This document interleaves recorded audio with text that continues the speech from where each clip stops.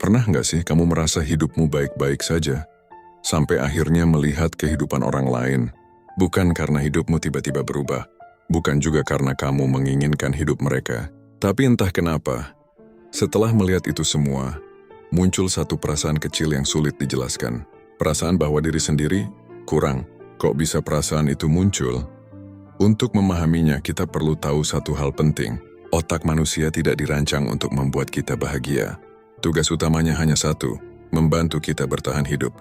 Karena itu, otak terus mengamati sekitar, mengumpulkan informasi, menilai situasi, mencari petunjuk tentang posisi kita di dunia ini. Apakah kita aman? Apakah kita cukup? Apakah kita berada di jalur yang benar? Masalahnya, otak tidak selalu bisa membedakan antara ancaman nyata dan tekanan yang sifatnya sosial atau emosional.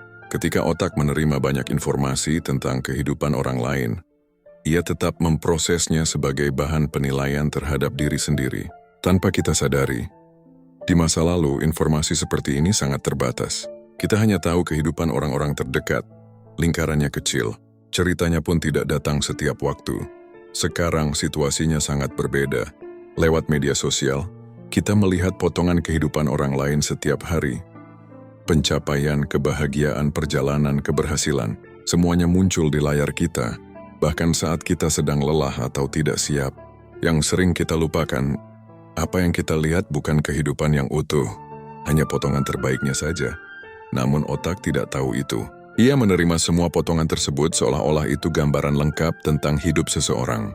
Pelan-pelan, cara kita memandang diri sendiri mulai berubah, bukan karena kita iri, bukan karena kita tidak bersyukur, tetapi karena muncul pertanyaan kecil di dalam kepala, apakah aku sudah cukup? Pertanyaan itu tidak datang dengan suara keras.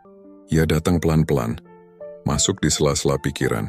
Rasa puas berubah jadi ragu, rasa tenang berubah jadi lelah, dan seringkali kita tidak sadar dari mana asalnya, yang membuatnya terasa semakin berat. Perasaan ini sering muncul saat kita sedang tidak punya energi untuk memahaminya atau melawannya. Bagi otak, apa yang sering dilihat akan terasa seperti kebenaran. Semakin sering kita melihat kehidupan orang lain dari luar, semakin kuat kesan bahwa diri kita tertinggal. Padahal yang kita lihat hanyalah satu sudut kecil, tanpa cerita, tanpa proses, tanpa perjuangan di baliknya. Harus tidak salah, ia hanya bekerja dengan data yang ia terima. Jadi ketika perasaan tidak cukup itu muncul, itu bukan tanda kegagalan. Bukan juga kelemahan pribadi. Itu hanyalah respons manusiawi di dunia yang terlalu ramai dan terlalu penuh untuk diproses sepenuhnya. Mungkin yang kita butuhkan bukan hidup yang berbeda, melainkan ruang. Ruang untuk kembali melihat diri sendiri tanpa terlalu banyak suara dari luar.